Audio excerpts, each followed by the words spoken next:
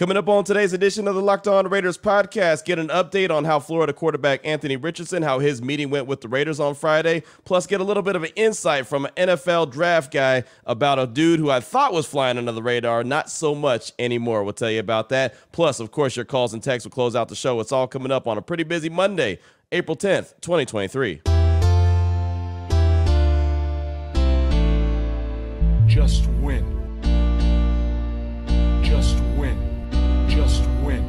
Just win. The autumn wind is a raider, pillaging just for fun. He'll knock you round and upside down and laugh when he's conquered and won. And won. And won. And won. And won. And welcome in, Raider Nation, to another edition of the Locked On Raiders podcast. Thank you so much for making the show your first listen of the day. Make sure you subscribe or follow for free on YouTube or wherever you listen to podcasts to get the latest edition of the show as soon as it drops. And if you are checking us out on YouTube, we definitely appreciate that. Appreciate you subscribing. The show has been, and the page has been growing in a major way, but we definitely want to shout out my guy, Ari, at Ari Produces on Twitter. He makes sure we're up on YouTube each and every day, does a great job. Today's edition of the Locked On Raiders podcast is sponsored by BetterHelp. BetterHelp connects you with a licensed therapist who could take you on that journey of self-discovery from wherever you are. Visit BetterHelp.com/LockedOn today to get 10% off your first month, and we'll tell you a lot more about them later on in the show. But let's go ahead and get into the news and notes of the day. And it's funny, well, just really the news and notes collected over the weekend. It wasn't a whole lot. It's getting a little bit quiet as we get closer and closer to the NFL draft, which is now 17 days away from getting kicked off in Kansas City. Excited about the opportunity to be there and, of course, provide all the sights and sounds of what's going on at the draft, and a draft that I think is very important for the Raiders. And hopefully, before we even get into that, hopefully you had a really good Easter weekend with your family and friends and whatever the case may be, but hopefully you were able to get a little R&R and enjoy that. But again, the draft is 17 days away, and really it feels like anything is on the table for the Raiders. They could stay there at 7. They could pick the best defensive player. They could trade back and try to collect a couple extra picks. They could trade up and maybe go get a quarterback. I really honestly feel like at this stage of the game, everything is still on the table. With that being said, Jeremy Fowler from ESPN was talking about Anthony Richardson and the meeting that he had on Friday with the Silver and Black. He was actually at the Intermountain Healthcare Performance Center, put him up on the whiteboard, obviously got to know him a little bit more and just kind of really pick his football brain. And so he was on Sports Center, and he was saying that he was told that Richardson was in the building in Vegas. They went and probably had a sensible meal, a nice dinner with the Raiders brass, and then he went on to say that they put him on the big board to work out plays, test his mental approach to the game. I'm told the meeting, by all accounts, went very well. He also goes on to say the Raiders are looking hard at all the quarterbacks, but they have a lot of needs, as I was told, so they're not going to stretch the issue too much and just sell out for a quarterback just yet. We'll see if it happens to be the right opportunity. We'll see what happens. Again, that's Jeremy Fowler from ESPN, and I actually got an opportunity to talk to him at the owners' meetings just a couple weeks ago in Phoenix, Arizona. And, you know, that's something that's been kind of a recurring theme that we've been talking about here on the show, is that if it wasn't, you know, the quarterback that they really wanted, that really coveted, like a Bryce Young or C.J. Stroud, that was according to Todd McShay, they weren't going to, you know, mortgage the future for just a quarterback if it wasn't one that they're in love with. And that makes obviously all the sense in the world. And from everything that we're hearing, it was C.J. Stroud and Bryce Young. Those are the top two. So maybe they will try to trade up if one of those guys happens to be there as number 3. I doubt that one of those guys is there at number 3, but it's the NFL draft, and you never know how things could go. And as a matter of fact, sticking with the quarterback theme, how about this little nugget drop from James Palmer from the NFL Network? He dropped this on Friday, and it really caught my attention. He said, plenty of NFL teams have Tennessee quarterback Hendon Hooker ranked as their 3rd quarterback prospect in the upcoming 2023 NFL draft. He said there is a gap between the top 2 and Bryce Young and C.J. Stroud. Then Hooker slides between them and Anthony Richardson and Will Levis. Hendon Hooker will reportedly visit with the Raiders, Lions, Buccaneers this upcoming week. He's already met with the Titans, Packers, Saints, and Commanders.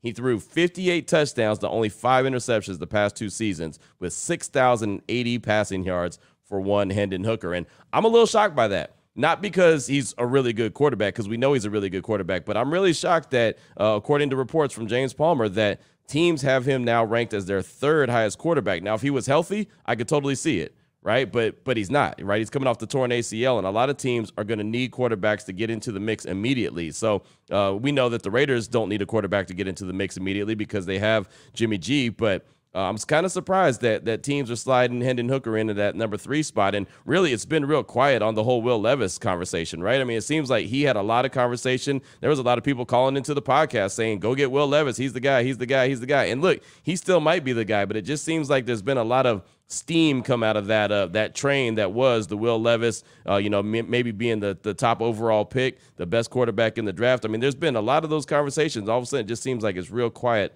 on the front when it comes to Will Levis. But interesting nugget right there. Hendon Hooker slid in between C.J. Stroud, Bryce Young, and then obviously there's a gap. Hendon Hooker's there. Anthony Richardson and Will Levis are behind him. So number 3 quarterback now, Hendon Hooker, but he will be visiting with the Raiders this week at the Intermountain Healthcare Performance Center. So I'll definitely update you on that when that meeting happens and how it goes. And I know there's a lot of Raider fans, including myself, who like Hendon Hooker a lot. And I hated it when he tore his ACL, man. I still remember that game in late December, watching that and all of a sudden seeing him tear that ACL and knowing it was a torn ACL. As soon as he hit the ground, I was just like, oh, man, that's terrible. That was a guy I thought was going to have an opportunity to be in New York and be a Heisman Trophy finalist. Obviously, that did not happen. So I'll update you on all the quarterbacks as we continue to get more information. But, of course, they're going to be the headliners. But there's a lot of really good players in this upcoming draft that we'll talk about as well. Also, final little nugget I have for you for segment number 1 of today's Locked On Raiders podcast, little news and notes here.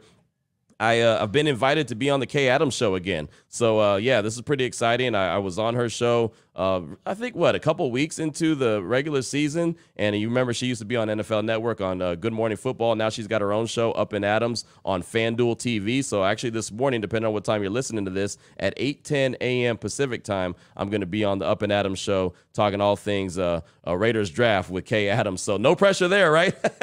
No pressure. Just get it right, dummy. What are they going to do at number 7? Who knows, right? I mean, so many things, as I mentioned at the top of the show, are up for discussion, right? I mean, they can go so many different directions. They could trade up and get a quarterback. They could trade back, collect picks like I did in the Locked On mock draft that we did late last week.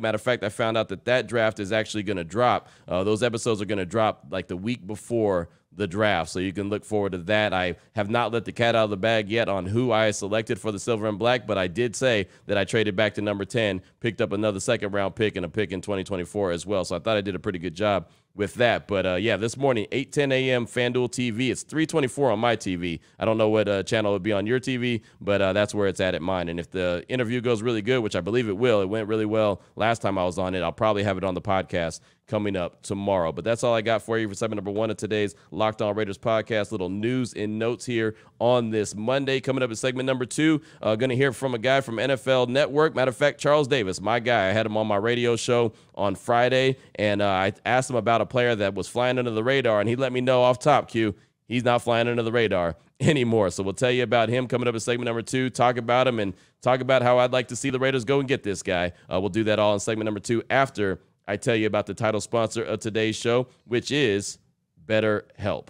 And there's a lot of things that I don't know. There's one thing that I do know, that life does not come with an instruction manual, right? I mean, we just kind of, I don't want to say flying by the seat of our pants, but we learn stuff new all the time. And there's trials and tribulations, there's ups and downs, and there's things that you're going through and you just don't quite know exactly what you need to do. And this is where BetterHelp could come in, because sometimes you just need someone to talk it out with. Sometimes it's just that simple. Well, BetterHelp has been there and is there for a lot of different people to help them through any kind of situation that, any kind of curveball that life may throw at them. And again, life will throw you a bunch of curveballs. Are you able to hit them or not? That's always, that's always the question. So if you're thinking of starting therapy, give BetterHelp a try. It's entirely online. It's designed to be convenient, flexible, and suited to your schedule. All you got to do is fill out a brief questionnaire to get matched with a licensed therapist and switch therapists anytime for no additional charge. All you got to do is discover your potential with BetterHelp. Visit BetterHelp.com/lockedon today to get 10% off your first month. That's BetterHelp.com/lockedon. Again, if you thought about starting therapy, giving therapy a try, maybe it's something that you want to try because, like I said, you just need someone to talk to and feel like that,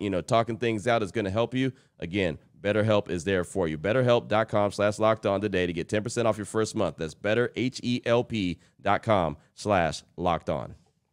All right, Raider Nation, here we go. Segment number 2 of today's Locked On Raiders podcast. Want to get into a little NFL draft conversation. And, of course, had that Locked On mock draft that we did late last week, Thursday, as a matter of fact. And, you know, I said it on Friday's show that all of a sudden, you know, the pressure was on, right? It got to number 7, and I had a few different options of what direction I can go, and then decided to ultimately trade back. And I was able to trade back to number 10 with the Eagles. The Eagles traded up and went and got Jalen Carter, right? And I believe I said that on Friday's show, but maybe I didn't. So maybe I let that one go. I'm not going to tell you who I selected. I ended up picking at number 10. But what I was trying to do, and I didn't do it right. I really kind of blew it. You know, I'm not going to lie. I had an opportunity to trade back again, and I didn't because I kind of already led on to who I was going to take there at number 10. So the Tennessee Titans at number 11 decided, nah, we're just going to go ahead and stay there and feel pretty good that you're not going to pick the player that we are looking at. But what I was really trying to do was trade back a few times to the point where I felt comfortable to take Emmanuel Forbes, the cornerback from Mississippi State. 14 career interceptions,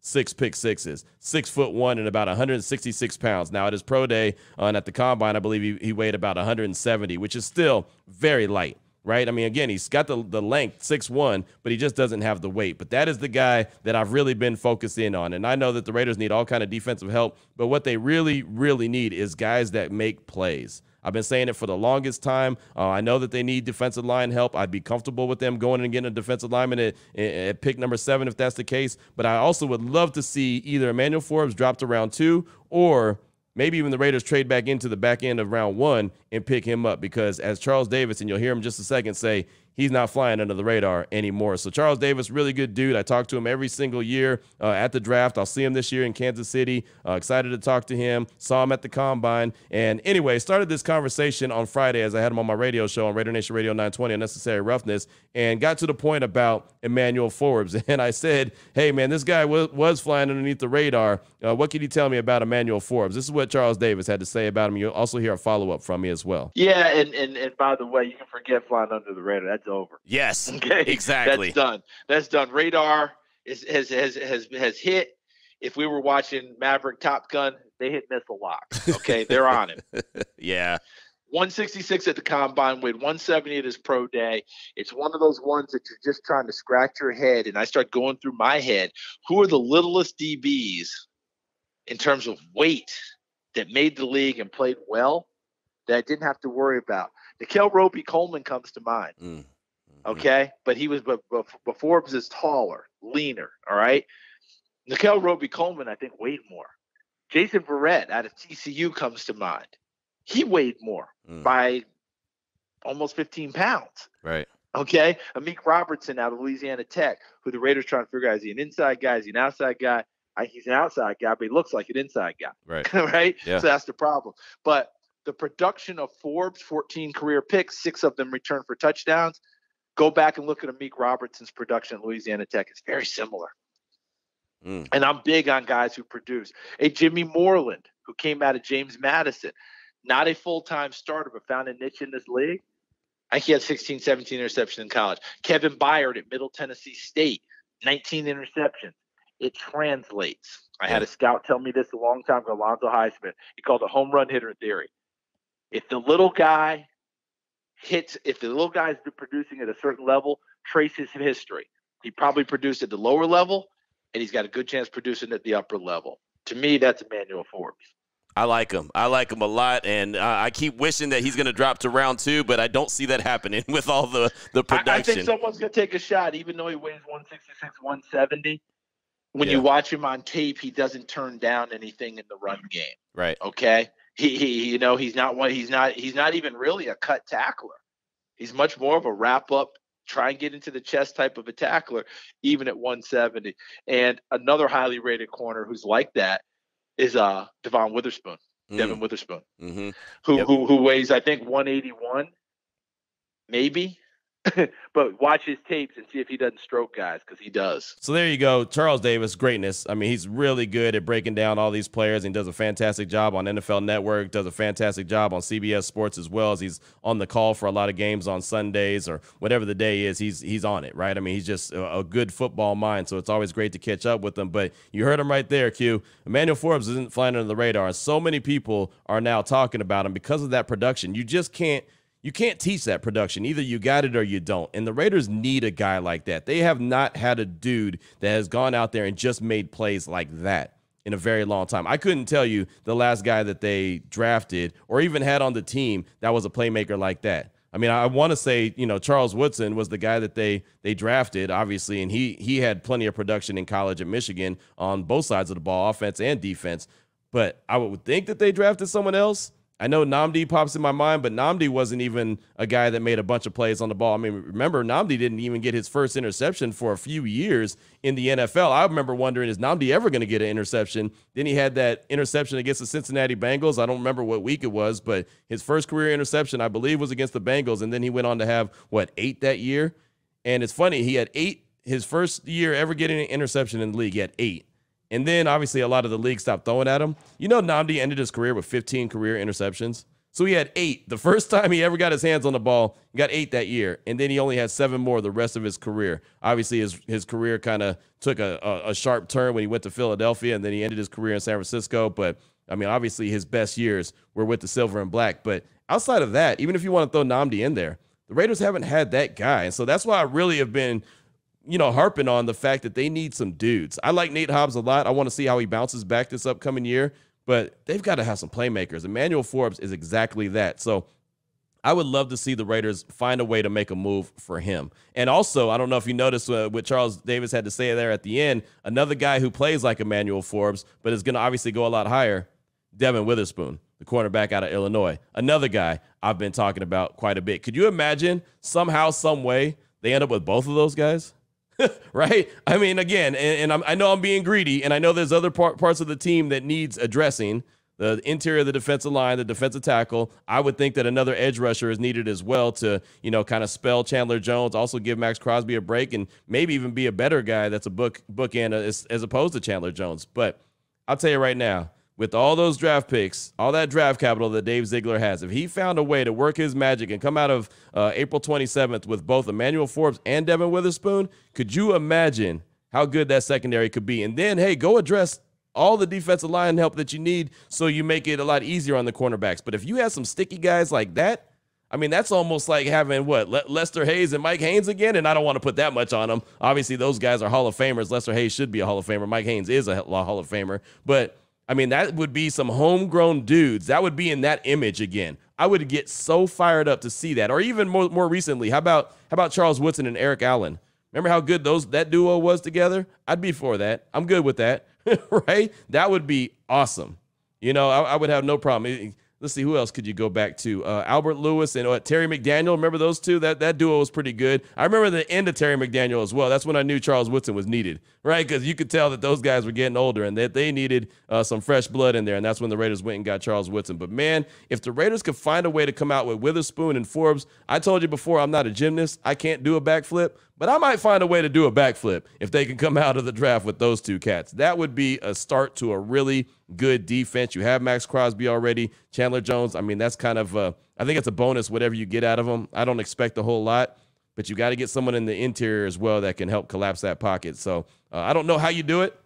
That's not my job. I mean, in my mind, I'm trying to think of it, right? I'm trying to come up with a solution that makes it work and make it make sense on paper. But, man, if that could happen, if you're watching on YouTube, you see I got a big smile on my face right now. That would be awesome. And then you have plenty of time to address other needs. So I thought that was an interesting little nugget from Charles Davis. Wanted to bring that to the table and also bring the conversation about Emmanuel Forbes. And again, the write-up on him, just in case you're just now hearing about him, his stock has been red hot since coming out of high school as one of the country's best cornerback recruits, picking off 5 passes his freshman season. Remember this about Emmanuel Forbes. He's been a starter at Mississippi State since he was a freshman.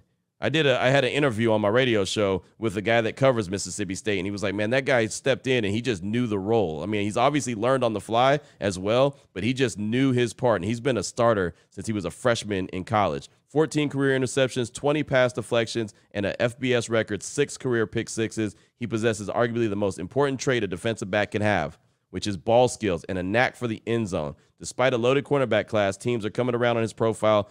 Forbes is finding his way into the top 20 pick in recent mock drafts. And that's the other thing that Charles Davis said about Forbes as we wrap this up in segment number 2 of today's Locked On Raiders podcast. He's not scared to hit. He's not scared to come and lay the wood either. He's not running. He's not ducking away from any contact, right? He's not just a guy that can cover and try to make a play on the ball. He's going to come up and lay some wood on you too. And at 166, 170 at the most, that's pretty impressive, right? A guy that's not afraid to mix it up. So not only does he have ball skills, but he's going to mix it up in there and go make the tackle as well, which again goes back to Nnamdi. And I know Nnamdi was bigger than Forbes, but that's what Nnamdi did, right? I mean, when they didn't throw his way, what did he do? He went up there and made tackles. He was not afraid to go hit. So I'm really impressed with Forbes, and would love to see the Raiders come away with a way to get him on their team. I think he would be a huge addition to the silver and black defense. So that's all I got for you for segment number 2 of today's Locked On Raiders podcast. Coming up in segment number 3, what's on your mind? Your calls, your texts, even a couple tweets. We'll get to those after we tell you about FanDuel.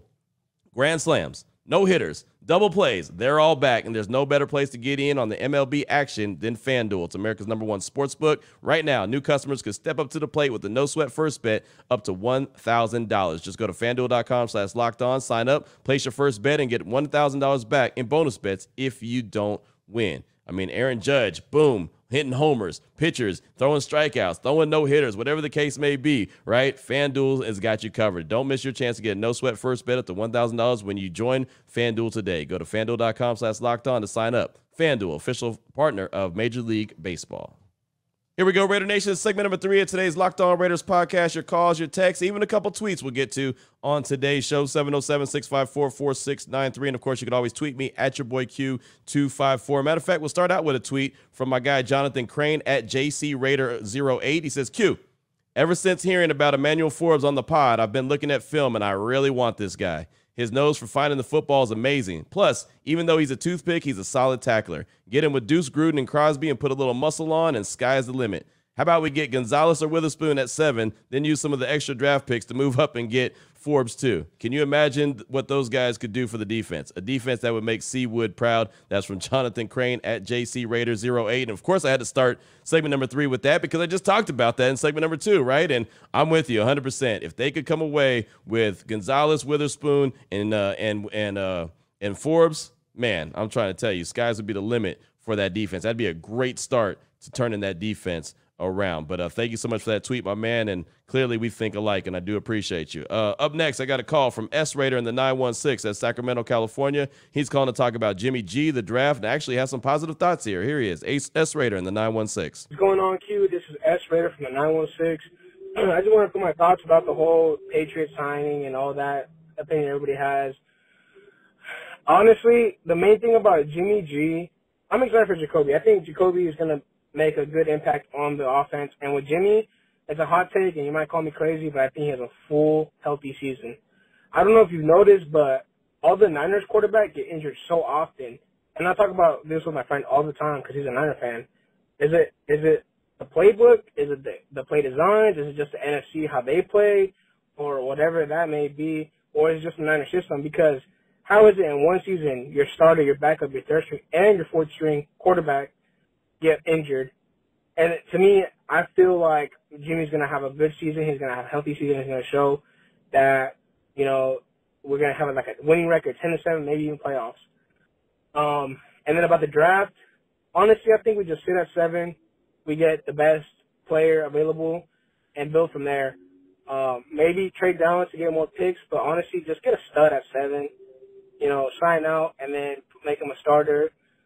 Because, yeah, Max is the only good player on defense. He's the only best one there.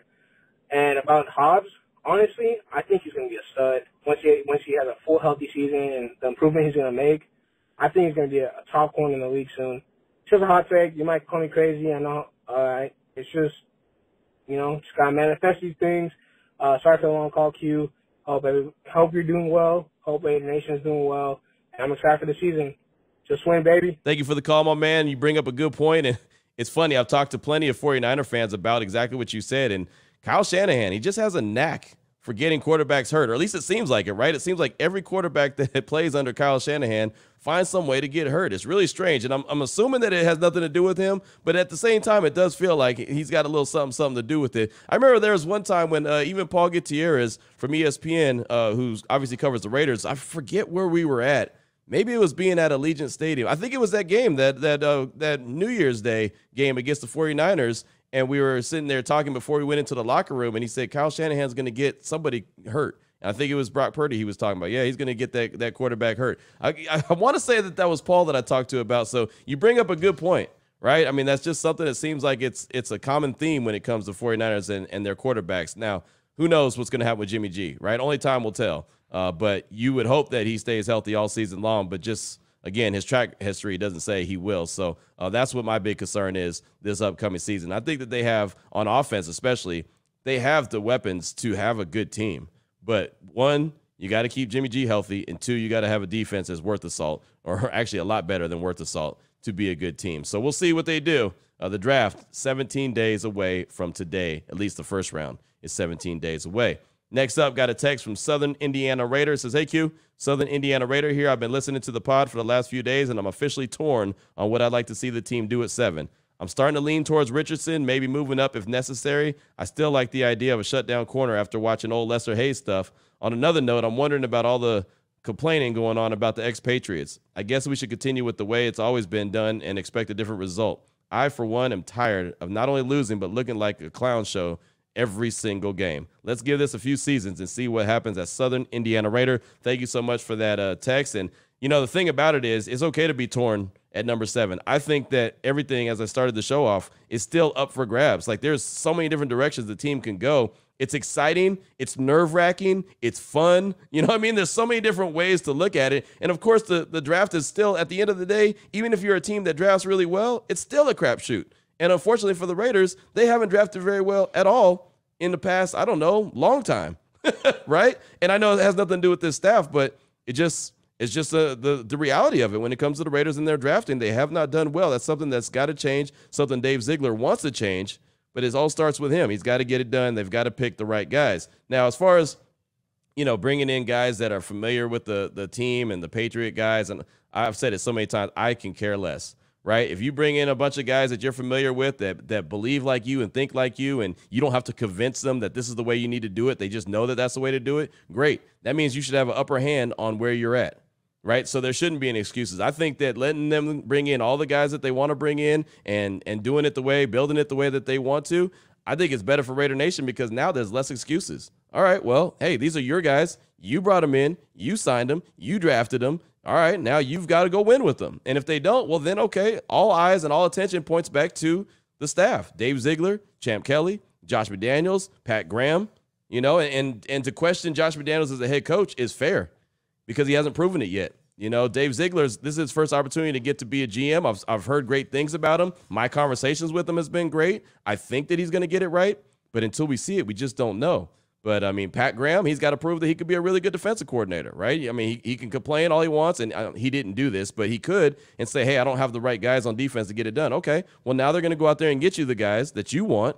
Now you got to go make it happen. So, you know, if you go to the store and you buy the groceries, well, you got to get to the house and get to the kitchen and cook up a meal, right? So we'll see. We'll see what happens. Again, only thing we can do is sit back, watch how it works, and see if it does work at the end of the day. That's all we can do. So that's why I'm not, you know, high or low on any of the moves that they're making because, I mean, what's it going to do? We got to see, let it play out. So I could appreciate that take that you have, Southern Indiana Raider. Appreciate you. Up next, I got a call from Jordan in Oregon. He's calling to talk about the offseason and the fact that it's a little quiet right now.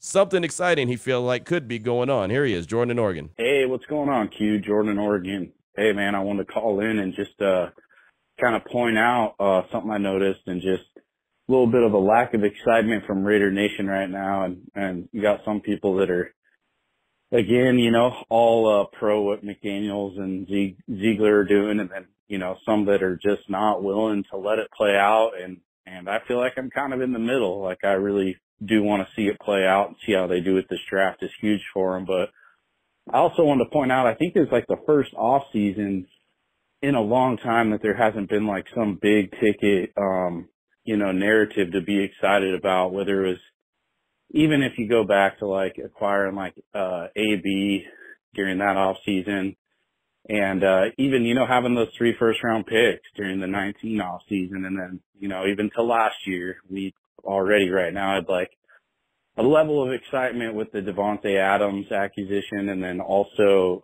Chandler Jones. It was like, holy crap, we've got everything we need. And I think this is the first time in a while that the Raiders front office hasn't had like some big breaking news, like I guess kind of situation going on. And I think I saw Vinny point out how many free agents they'd added, and it was somewhere along the lines of 16 or so. And I see a lot of people disappointed. I've read articles like, man, Raiders are failing this free agency, like they're rebuilding the team. But, you know, I kind of look at it as like, hey, like, what's the worst that's going to happen? Like, really, I mean, they're filling a lot of depth at a lot of positions. And, you know, it's one way to think like, oh, we got to go grab that all-star piece, whether it be a quarterback or like the big name defender, you know, like a Chandler Jones of last year. Like, we thought we had things fixed. And it's another thing to go spread the money out and like acquire a lot of players. And, you know, like that's a big number of players that they've been able to acquire that all, you know, could be upgrades in a sense and could be borderline starters, if not starters on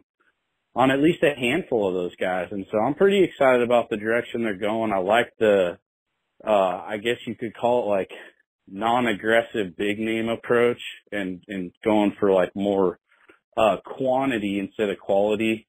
I like this approach, and I think it opens it up to where you have more of like just a filled out roster versus like a few big names that everybody's counting on. And so far pretty stoked. And also I saw the report on if it wasn't Stroud or Young that they're not looking at the other quarterbacks quite as serious in the draft. I'm pretty excited about that. And so I want to get your take, Q. I mean, I know you've talked about all these guys, but I'll ask one more time. What defensive player would you take first? Peace out, bro. Jordan, thanks for the call, my man. And, you know, it's okay for me, as far as I'm concerned, to have a quiet offseason, right? When you have the big, loud offseason and you make all the big signings and this, that, and the other, all of a sudden the expectations, and I'm guilty of it myself. The expectations I had for the Raiders last year were sky high. After they went and got Devontae and got Chandler Jones, oh, man, they just were in the playoffs. This is going to be a team that's going to win 11, 12 games. Josh McDaniels is a better play caller. Oh, here we go, right? Well, that's what I thought. Well, it obviously didn't shake out that way as they only won 6 games. So, hey, let's see if they do something different, which they're doing. It's not a big, you know, exciting offseason. It's not a whole bunch of great signings, but, you know, make all the noise in September and October and November and December and January. You know, make all the noise during the regular season. I'm good with that. Doesn't matter what you do in March and April. It's all about what you do during the regular season. So thank you for that call, my man. I do appreciate you. And we'll get one more text as we close out the show. Raider Eddie in Denver. He's texting in and said, what's up, Q? I'm hearing mostly about DBs, D-line, and quarterback as we lead up to the draft. I'm a big believer in linebackers. A guy like Jack Campbell to roam the middle of the field with Spillane and Diablo could bring some juice. When I think of good defenses like San Francisco, they always have 2 studs at middle linebacker. It's not always flashy, but a great middle linebacker could elevate the whole character of the D, in my opinion. What are your thoughts? That's Raider Eddie in Denver, and thanks so much. And, yeah, linebacker is a concern as well. They definitely need to upgrade the linebacker position, but I think that for the most part why you don't hear at least me talking about linebackers is because we're really kind of focused in on the first round, right? I think the linebackers are really second-round guys. I think Jack Campbell is a guy that they like a lot. I think he's a second-round dude. Right, I don't think he's a first-round linebacker, but there are some guys that could be had. I just don't see too many linebackers going off the board in round 1. But look, make no mistake about it. Every element, every level of the Raiders' defense needs to be addressed. D-line, linebackers, corners, safeties. I mean, if it's on defense, it needs to be addressed and upgraded. There's no doubt about that. So you're spot on, and that's going to be a big deal. I like Spillane, but Spillane is not very good in coverage. So somehow they've got to be able to, you know, kind of find a guy that can fill that void, because that Spillane will get you beat. Spillane will make you angry, right? Spillane is not good in coverage at all. Is he a thumper? Absolutely. Is he really good tackler? Absolutely. But, man, he is not going to cover. He couldn't cover me, right? He couldn't cover me. So that's going to be a problem, especially in the AFC West. So they need some help in that linebacking room for sure. Diablo, I think this is a big year for him. I'm glad you brought him up because he was injured most of the year last year, and I'm not too sure if he's going to be able to fill that void, right? I don't know if he's going to be able to be that guy. So it's going to be interesting. Of course, they have, you know, some other guys left over from last season, guys who were undrafted free agents that they still have on the roster. So we'll see how it shakes out and how it plays out. But linebacker definitely needs to be addressed. Thanks so much for that text. I do appreciate you. That's going to do it for today's show. We'll come back tomorrow, have more news and notes, of course. We'll have more conversation. We'll have more calls and texts. Tyler in Missouri, I'll get to his call. I got a text from Nick in the OC. We'll get to his text as well, plus a whole lot more. And who knows what kind of conversation. Again, I'll be on the Up and Adams show with Kay Adams this morning at 8:10 Pacific time. So depending on what time you're listening to this, it may already be over or it may be on the way. And if the conversation goes really good, and I do believe it will be really good, I'll have that on the show tomorrow as well. So Raider Nation, as always, thanks so much for making the show your first listen each and every day. If you're checking us out on YouTube, thanks so much. Appreciate my guy Ari for making sure we're up on YouTube and looking good. And Ari, we're up on YouTube. We're up on game. We know what you're all about as well. But appreciate everyone. As always, have a great day. Take care of yourself. Take care of your family. Love on your family. Most importantly, as always, just win, baby.